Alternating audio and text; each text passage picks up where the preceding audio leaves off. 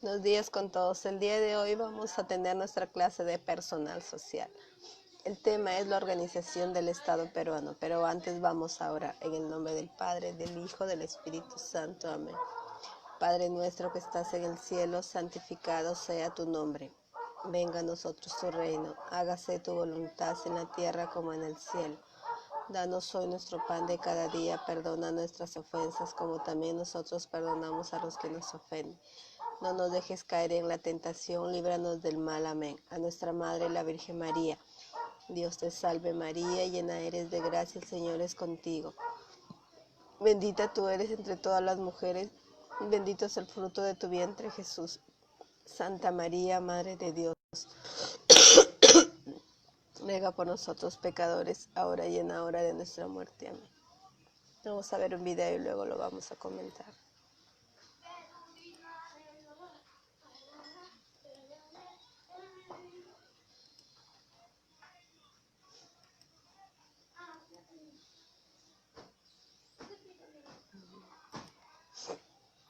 Un video para luego comentarlo en clase.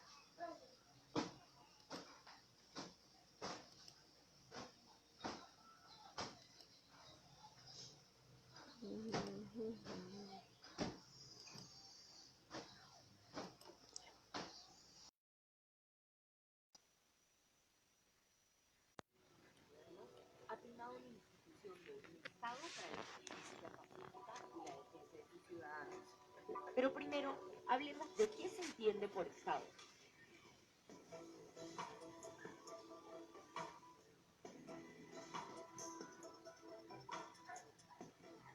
Esta es la organización de una sociedad que tiene 4 elementos importantes: el territorio, una población con características comunes, soberanía sobre su sociedad y un gobierno conformado por instituciones en manos de autoridades.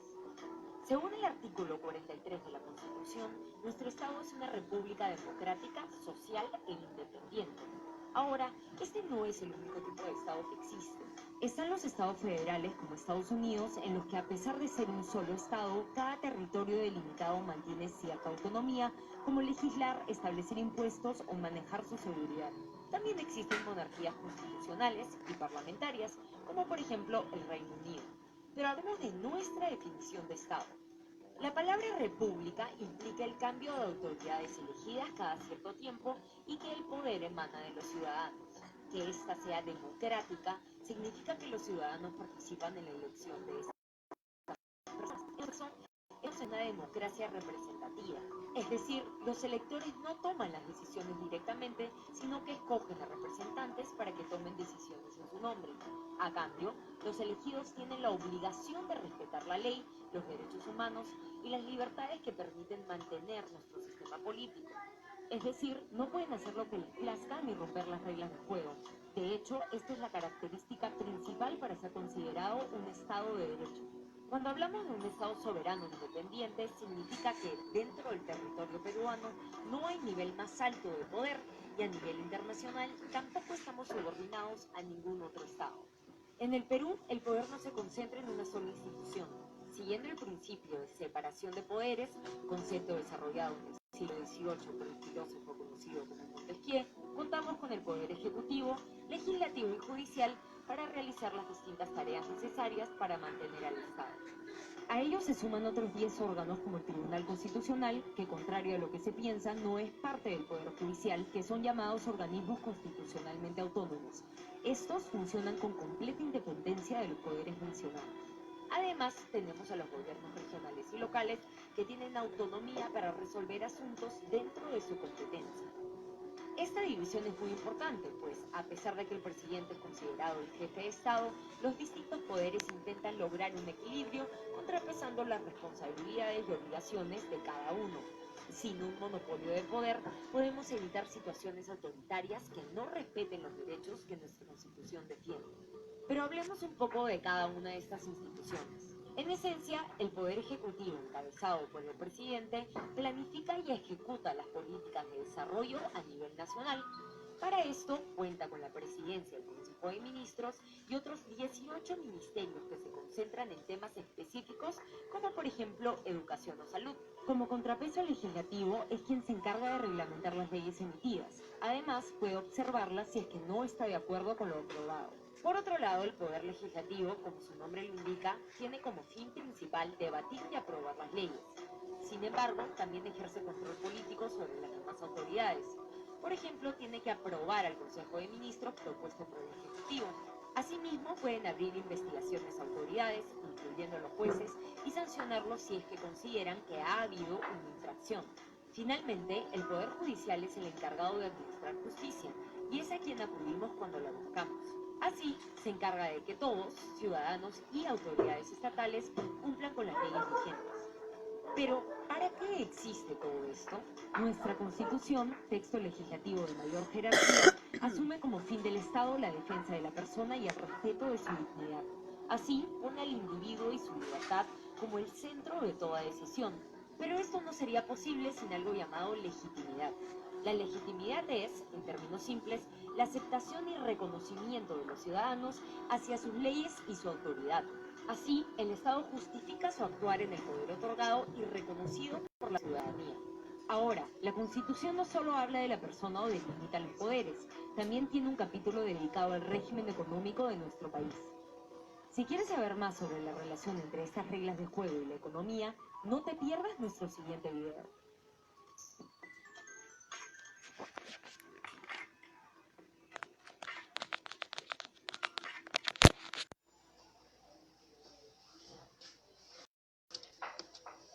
Muy bien, hemos visto un pequeño video acerca de qué se trata, cuántos poderes tiene, legislativo, ejecutivo y judicial.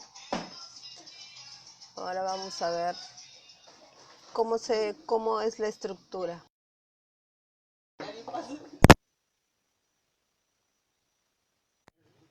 La estructura del Estado peruano. La estructura del Estado peruano se divide en tres partes. El primero, gobierno central o gobierno nacional. El segundo, tenemos las regiones o gobierno regional. Y por último, tenemos las municipalidades o gobierno local. En esta oportunidad vamos a ver lo que es el gobierno central o gobierno nacional. El gobierno central o gobierno nacional se divide en dos partes. El primero son los poderes del Estado y el segundo es los órganos constitucionales autónomos. Vamos a ver uno por uno. Los poderes del Estado. Los poderes del Estado, si bien sabe, como conocemos, son tres. El primero, el poder ejecutivo. El segundo, el poder legislativo. Y el tercero y último, el poder judicial. Vamos a ver el poder ejecutivo. El poder ejecutivo es la organización encargada de ejercer el gobierno, hacer cumplir las leyes e impulsar las políticas del Estado. Está conformado por tres partes. El primero es la presidencia de la República. El segundo, tenemos los organismos públicos del Poder Ejecutivo. Y el tercero, el Consejo de Ministros del Perú. La presidencia de la República está liderada por el presidente de la República, quien a su vez es jefe del Estado y jefe de gobierno, que personifica al Estado. Los organismos públicos del Poder Ejecutivo están integrados por los ministros de Estado y encabezado por el presidente del Consejo de Ministros. y el Consejo de Ministros del Perú son entidades públicas autónomas del Poder Ejecutivo, con funciones específicas dentro de su ramo.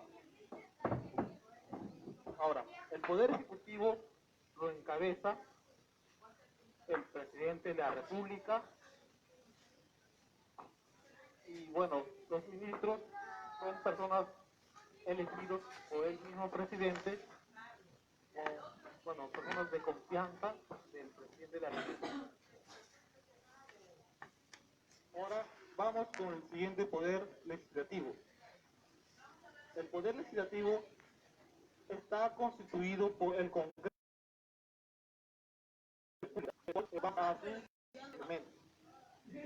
se define como el órgano representativo de la nación, pues sus representantes son los congresistas. Son elegidos por una votación popular que tiene un periodo de 5 años. Ahora, sus funciones. Ellos legislan una propuesta, una revisión y una sanción. Fiscalizan la interpelación de ministros, mociones de censura y cuestión de confianza. Y representan debates de temas nacionales para la trascendencia de la opinión. Al mijadito. Pero mi mamá como aparte el poder ella. legislativo básicamente está relacionado a los congresistas, que son llamados los padres de la patria. Tenemos el tercer punto, el poder judicial. El poder judicial es la institución que tiene como potestad exclusiva la administración de justicia a través de sus órganos institucionales, que siendo su máximo representante el presidente de la Corte Suprema. Ajos, pompa, papa amarilla, papa blanca. Está conformado Videos. en primer nivel jerárquico la Corte Suprema de la República, que en ello abarca a todo el territorio. En el segundo nivel jerárquico tenemos las Cortes Superiores, que tienen competencia a todo un distrito judicial. Y como tercer nivel jerárquico tenemos los juzgados de primera instancia, que tienen competencia un aproximado a una provincia. Y por último, tenemos a los juzgados de paz, que tienen competencia a un distrito. Bueno, ya hemos visto los poderes del Estado. Ahora vamos a ver a los órganos constitucionales autónomos. Los órganos constitucionales autónomos. La Constitución política para la salvaguardia del Estado de Derecho y la mayor eficiencia en la ejecución de algunas labores ha constituido algunos organismos autónomos que no dependen de ninguno de los poderes del Estado, o sea, son independencia a los tres poderes del Estado mencionados. Bueno, y ellos son básicamente 10, mencionando al Jurado Nacional de Elecciones, a la Oficina Nacional de Procesos Electorales, al Registro Nacional de Identificación y Estado Civil, al Tribunal Constitucional, al Ministerio Público, al Consejo Nacional de la Magistratura, al Banco Central de Reserva del Perú, a la Contraloría General de la República, a la Defensoría del Pueblo y por último tenemos la Superintendencia de Bancas y Seguros del Perú.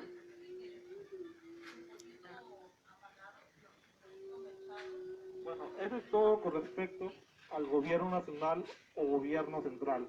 Espero que les haya gustado este pequeño video tutorial. Muy bien, hemos conocido el Estado peruano, hemos conocido su estructura, hemos conocido también lo que es y cómo se dirige. El Estado peruano. ¿Qué es el Estado? El Estado constituye el primer elemento articulador de la sociedad. Puede definirse como una organización política y jurídica de un pueblo, de un determinado territorio, bajo el poder de mando de una autoridad que gobierna.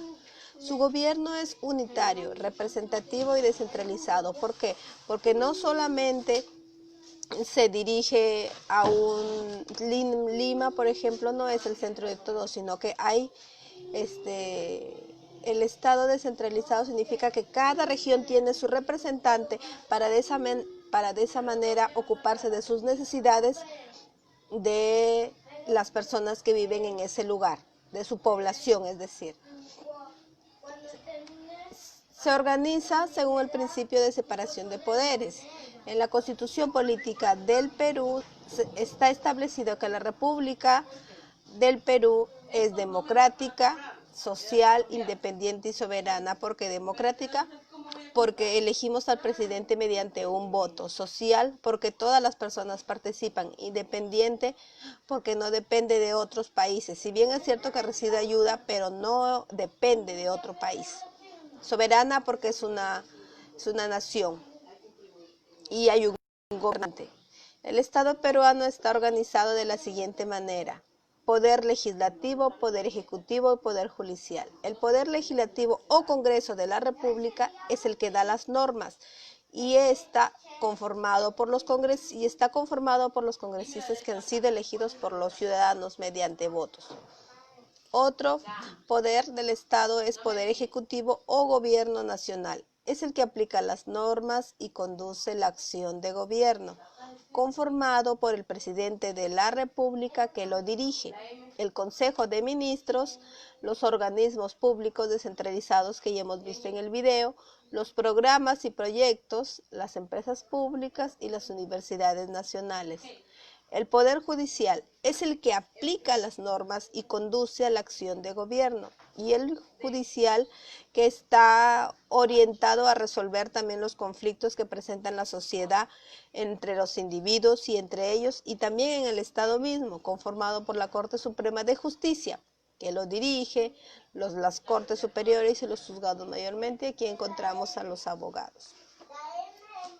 Vamos a ver otro video.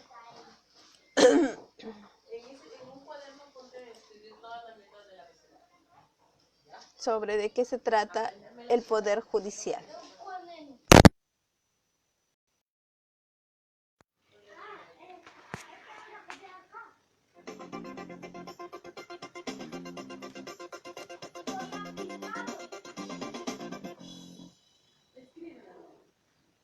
Hola, hoy hablaremos del Poder Judicial. El Poder Judicial es el poder del Estado organizado jerárquicamente para administrar justicia en nombre de la nación. El Poder Judicial tiene órganos jurisdiccionales, que son los que administran justicia, y órganos de gobierno para la definición de políticas y su correcta administración.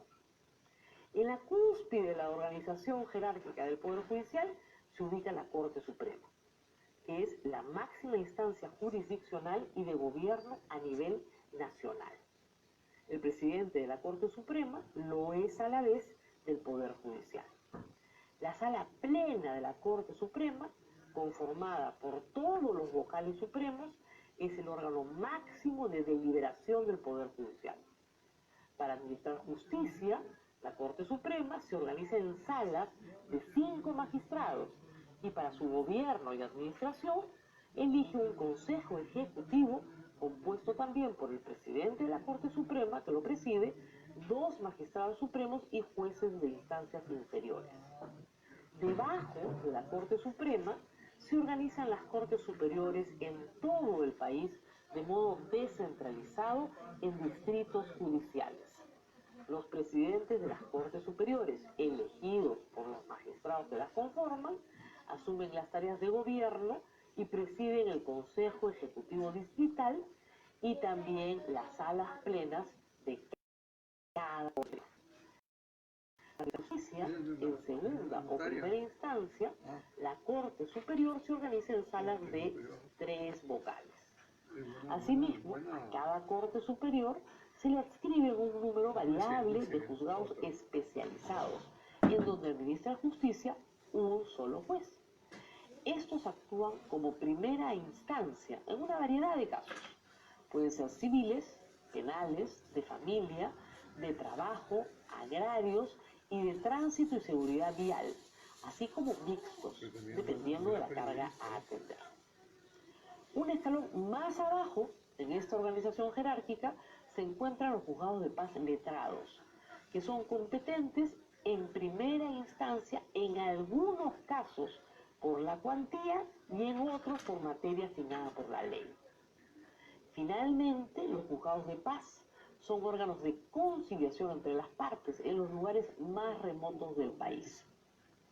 En teoría, la Corte Suprema solo debería conocer causas en casación, es decir, por el incumplimiento de las formas, o en última instancia, cuando la acción se inicia en la Corte Superior o en la propia Corte Suprema, garantizando así la pluralidad de instancias. Sin embargo, la Corte Suprema se ha convertido en una tercera instancia, acumulando miles de causas pendientes, sin plazos de resolución y con poca capacidad operativa para salvar la situación. La función de administrar justicia es incompatible con toda otra actividad pública o privada, salvo la de la docencia universitaria o el horario de trabajo.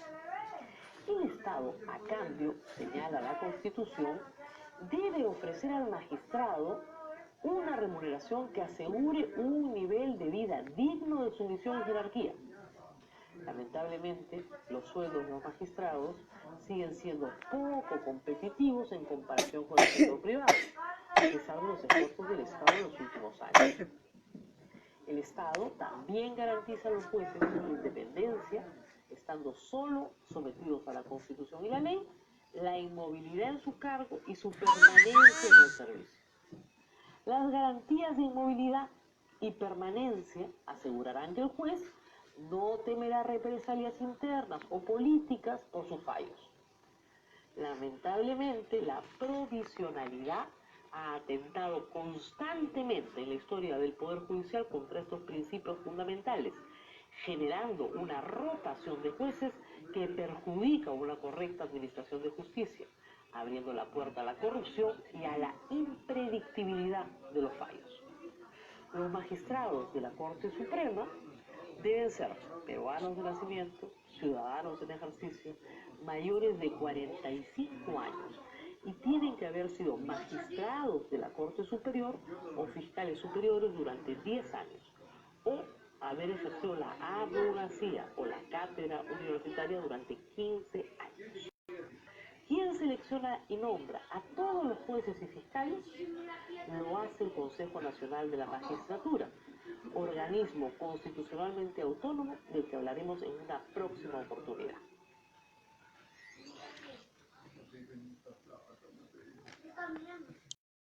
Muy bien, hemos visto de qué se trata el poder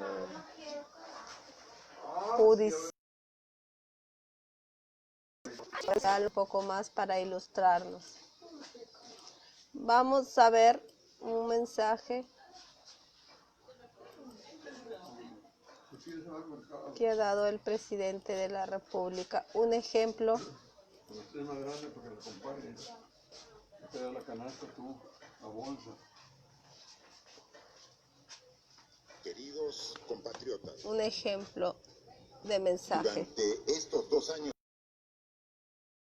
peruanos y peruanas hemos afrontado diversas dificultades que han puesto a prueba nuestra capacidad, nuestra fortaleza y nuestro compromiso con la patria. Asumimos las riendas del país en medio de una grave crisis política e institucional. Los altos...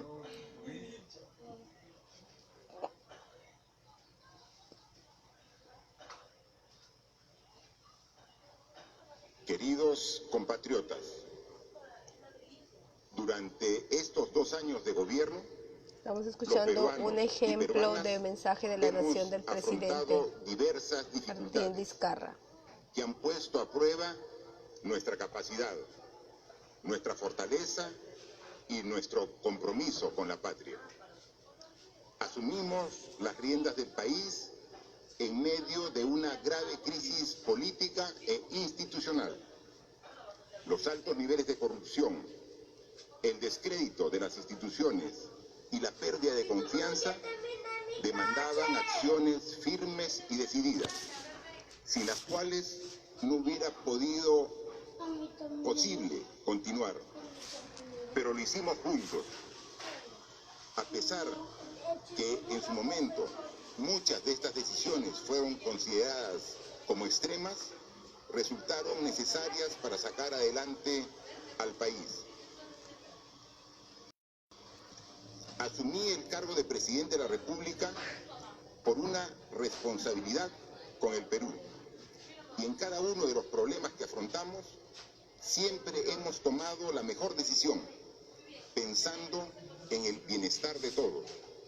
Por ello, me dirijo a ustedes esta noche, acompañado del Pleno del Consejo de Ministros, de representante de la Asamblea Nacional de Gobiernos Regionales y del presidente de la Asociación de Municipalidades del Perú, en una circunstancia difícil, como muchas que nos ha tocado vivir a lo largo de nuestra historia. En los últimos días, el COVID-19 se ha extendido a diversos países del mundo, lo que ha llevado a la Organización Mundial de la Salud a declarar como pandemia y a distintas naciones a adoptar medidas extremas para frenar el avance de esta enfermedad. De acuerdo a la Organización Mundial de la Salud, existen alrededor de 160.000 casos de contagio de coronavirus en más de 140 países del mundo. La cifra de fallecidos es de más de 6.400 personas. En el Perú, a la fecha tenemos 71 casos. La mayoría de ellos son ciudadanos que estuvieron en Europa, pero hay personas que han contraído la enfermedad dentro del territorio, es decir, tuvieron contacto con los afectados. Frente a esta situación, mi gobierno viene adoptando un conjunto de medidas para hacer frente al coronavirus, con la clara convicción de que la salud y la integridad de los peruanos están por encima de todo y deben ser preservadas de la mejor forma posible. Estamos ante el riesgo de que este virus pueda extenderse en todo nuestro territorio, lo que haría más difícil aún enfrentarlo. Es por ello, luego de hacer una evaluación seria y responsable y sostener reuniones de coordinación con ministros y autoridades de los 3 niveles de gobierno, hemos aprobado en el Consejo de Ministros y de manera unánime un decreto supremo que declara el estado de emergencia nacional por las graves circunstancias que afectan la vida de la nación a consecuencia del coronavirus. Muestro ustedes el decreto que hace un momento hemos suscrito los ministros y quien habla.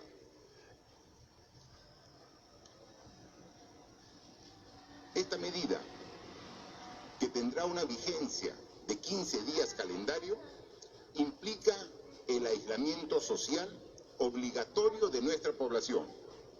Durante este periodo garantizamos el abastecimiento de alimentos, medicinas, así como la continuidad de los servicios de agua, saneamiento, energía eléctrica, gas, combustible, telecomunicaciones, limpieza, recojo de residuos sólidos, servicios funerarios y otros.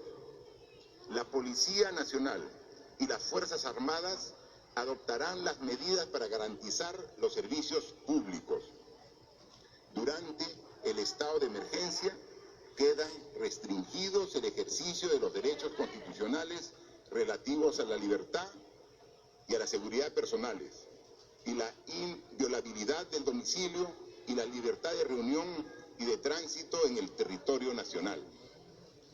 Se establece que las personas únicamente pueden circular por las vías de uso público para la prestación y acceso a servicios y bienes esenciales como adquisición, producción y abastecimiento de alimentos, lo que incluye su almacenamiento y distribución para la venta al público, adquisición, producción y abastecimiento de productos farmacéuticos y de primera necesidad, asistencia a centros de servicio y establecimientos de salud, así como centros de diagnóstico en caso de emergencias, retorno al lugar de residencia habitual, asistencia y cuidado a personas adultas mayores, niñas, niños, adolescentes dependientes, personas con discapacidad o personas en situación de vulnerabilidad, entidades financieras, seguros y pensiones, así como los servicios complementarios y conexos que garanticen su adecuado funcionamiento, producción y almacenamiento, transporte, distribución y venta de combustible, medios de comunicación y centrales de atención telefónica. Durante el estado de emergencia se dispone el cierre total de las fronteras, en virtud de lo cual queda suspendido el transporte terrestre, aéreo, marítimo y fluvial. El transporte de carga y mercancía no se encuentra comprendido en ello. Quiero enfatizar una vez más que estas medidas de ninguna manera contemplan el cierre de establecimientos comerciales de productos de primera necesidad, farmacias o bancos, que continuarán funcionando y estarán permanentemente abastecidos. En ese sentido, contamos con el esfuerzo del sector empresarial, Luz, ¿ves que el se ha tacho ya hirvió? comprometido Luz, a garantizar la cadena ¿ves de el tacho ya producción hirvió, y loco? distribución de alimentos, productos de limpieza e higiene personal en todo el país. Como Estado, facilitaremos los procesos logísticos correspondientes. Debemos actuar con serenidad, responsabilidad y solidaridad, pensando siempre en el bienestar general. A fin de permitir el cumplimiento del aislamiento social obligatorio, estamos adoptando una serie de medidas, como la realización de la toma de muestras a domicilio a las personas que presenten sintomatología de coronavirus, lo cual irá acompañado del fortalecimiento de la central telefónica de la línea 113 y mayores recursos para el manejo y tratamiento de residuos municipales y biocontaminados. También se faculta a los empleadores del sector público y privado a modificar el lugar de la prestación de los servicios de todos sus trabajadores, utilizando medios o mecanismos que lo posibiliten. Esta es una circunstancia en que nuestro personal de salud cumple un rol fundamental y como Estado tenemos la obligación de reconocer. Por ello, estamos autorizando de manera excepcional el otorgamiento de una bonificación extraordinaria para el personal de salud y personal contratado que preste servicios de alerta y respuesta en las unidades de cuidados intensivos, hospitalización o aquellos que realicen vigilancia oncológica y las visitas domiciliarias a los pacientes que reciban atención ambulatoria. De igual manera, se otorgará un bono extraordinario por labor efectiva del personal asistencial del Seguro Social de Salud. El gobierno es consciente que la medida extrema que hemos dispuesto hoy pone a muchas familias en una situación compleja. Pero estamos y estaremos aquí para ayudarlas a sobrellevar. Tenemos el deber de proteger en especial a las personas más vulnerables, como son nuestros adultos mayores. Lo debemos hacer en los hogares y en todo el país.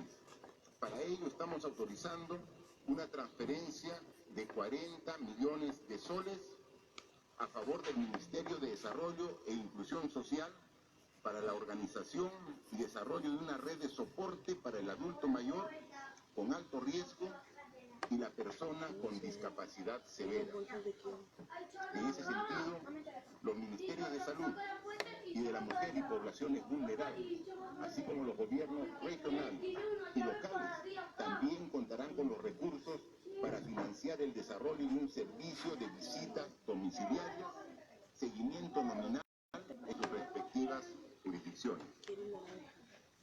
El gobierno, además de atender el problema de salud, asume el compromiso de ayudar y acompañar a las familias más vulnerables. Por ello, nos aseguramos de que podamos todos pasar con éxito este duro periodo. El Ejecutivo entregará recursos de manera excepcional a las familias más necesitadas para que puedan acatar la medida. Informaremos en los próximos días el procedimiento de acceso a la ayuda del Estado. Queridos compatriotas, hace tan solo 9 días anunciamos el primer caso de infección de coronavirus en el Perú. Hoy existen 71. La adopción de estas medidas no significa que dejarán de aumentar el número de afectados, pero tenemos que tomar la decisión para que en este periodo de 15 días comiencen a disminuir los casos. Si no tomamos estas medidas, el ascenso sería constante y permanente. Por ello ratifico que esta es una circunstancia que requiere de decisiones urgentes y extremas, por más difíciles que sean, pero absolutamente necesarias. Las medidas que anunciamos hoy traerán dificultades, somos conscientes de ello, pero tengan por seguro que de no tomarlas, las consecuencias serían peores para todos. Sabemos que los efectos de esta medida van a ser difíciles de lidiarlos, pero deben tener la seguridad de que la hemos tomado porque es lo mejor para cada peruana y peruano. Como gobierno y como Estado, seguimos desplegando todas nuestras capacidades humanas, materiales y presupuestales para afrontar esta emergencia. Lo he dicho y hoy lo repito, no escatimaremos ningún esfuerzo porque la salud es el bien más preciado que tenemos todos. Estamos seguros que lograremos superar esta circunstancia difícil y pronto reiniciaremos el crecimiento del país y retomaremos el rumbo de desarrollo y progreso de nuestra patria. Muchas gracias y buenas noches.